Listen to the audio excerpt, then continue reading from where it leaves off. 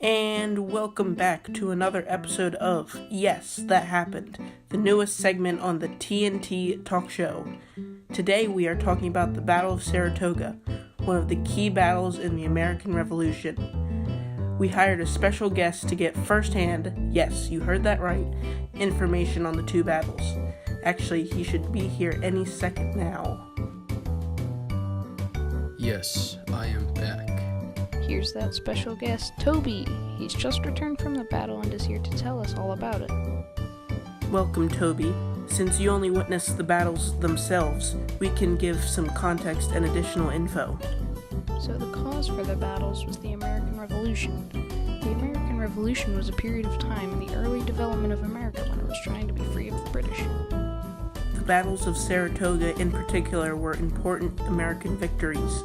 General Burgoyne was expected to win and help surround the Americans, but because he failed, the Americans were never threatened and were able to continue fighting back against other British generals. Now, Toby, if you could start. Yes. To begin, I got there on September 13th, 1777, when our main character in this whole ordeal, General Burgoyne, was crossing the Hudson River with his army. He was the main British general in the battles. From our evidence, he was a gentleman, having parties to celebrate victories and other things like that. Apparently his plan was to meet up with another successful general, William Hoe, so they could split the colonies in two.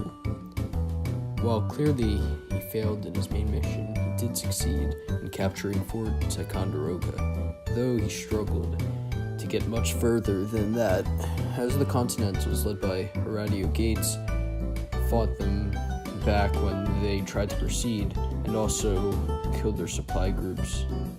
Wow, did you see the actual attacks? It must have been so interesting and pretty scary too. Well, I've seen worse, so it didn't really bother me. Anyway, eventually a proper battle broke out known as the Battle of Bemis Heights. During that fight, 600 Brits died, while only half that amount of Continentals died. On October 7th, Burgoyne set cannons to attack the Americans. However, he was overwhelmed by the 13,000 soldiers that met him and retreated. He lost 600 men, while the Americans only lost 150.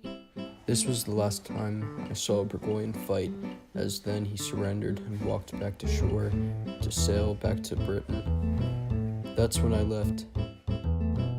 The general consensus is that these victories convinced the French to join the war and help the Americans. The advent of the French was obviously a big help for the Americans, as it's very likely that without their help, America could have still been owned by Britain. Well, thank you, Toby, for retrieving that information for us and our audience's viewing pleasure. Thank you for tuning in to Yes, That Happened. Farewell from... Whoa, cricket! Come here, you crunchy, delectable insect. What's that smell? Damn flakes!